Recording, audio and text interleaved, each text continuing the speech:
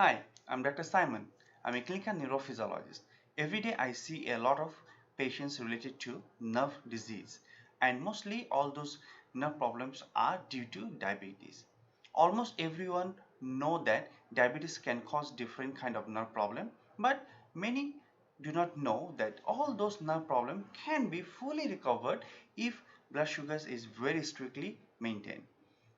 In this video, I'm going to explain how our diabetes occurs inside the body in a very general way so that your understanding becomes stronger and your better motivation that by changing diet plan you can have very good results in your blood sugar, and it is very easy if you know how to trick your eating habit.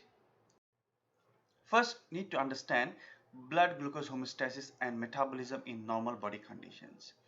After we take carbohydrate rich meal, our blood glucose increase, and this signal goes to pancreas, and pancreas release insulin. Once insulin is released, it works on our body different cells, especially muscles and liver, where glucose will be uptaken by these cells and will be stored as glycogen. However, over time when blood glucose falls, then this signal also goes to pancreas, but different kind of cell in the pancreas release the hormone called glucagon. And this glucagon works in different way on liver because it will break down the glycogen into glucose and it will release into the blood, and that's how our blood glucose will come back to the normal. Now we need to understand the role of fatty tissue in our body. All the fats actually stored as triglyceride inside our fat cells. So what happens actually, this triglyceride can be broken down into glycerol and fatty acid. Our role is to prevent excess free fatty acid inside our system because it causes a lot of inflammations and other problems.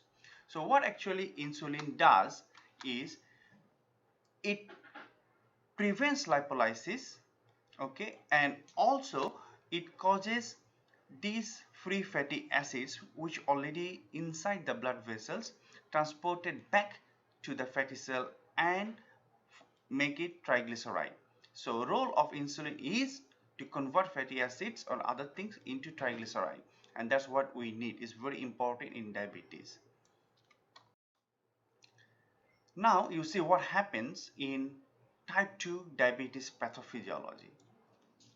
First, you can see that our fatty tissue breaks down more than normal. Lipolysis, it means increased production of free fatty acid. Then also increased production of glucose from liver to the circulations.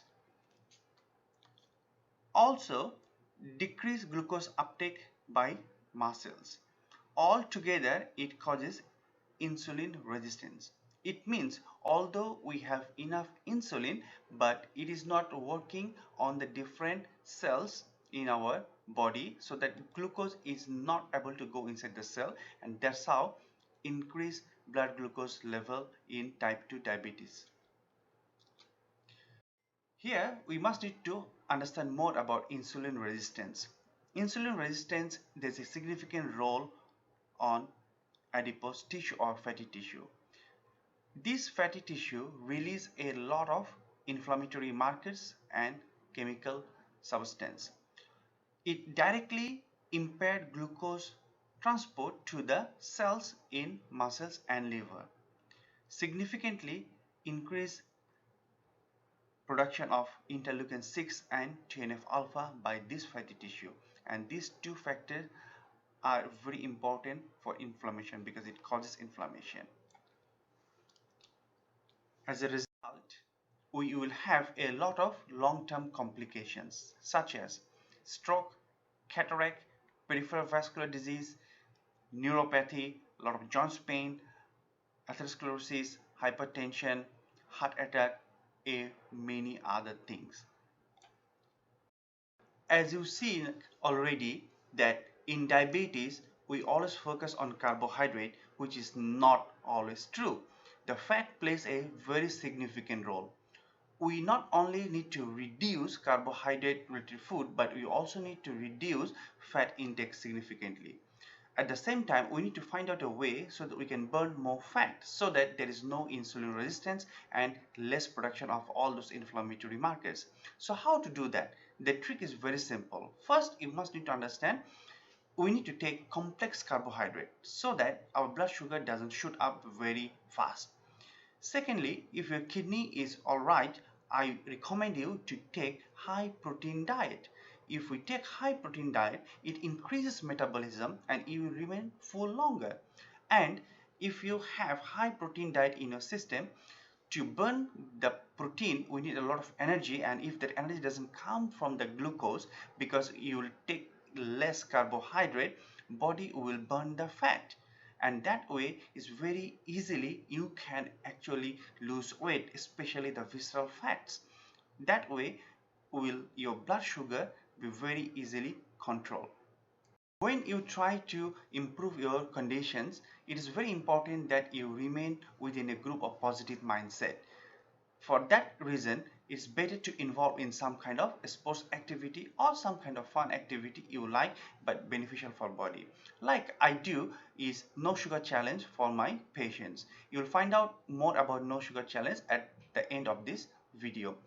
Please, if you like this video, help me to share this video with many people to spread this news, and so that people can understand the diabetes better and know how to maintain diabetes properly. Please help me to share. Thank you very much.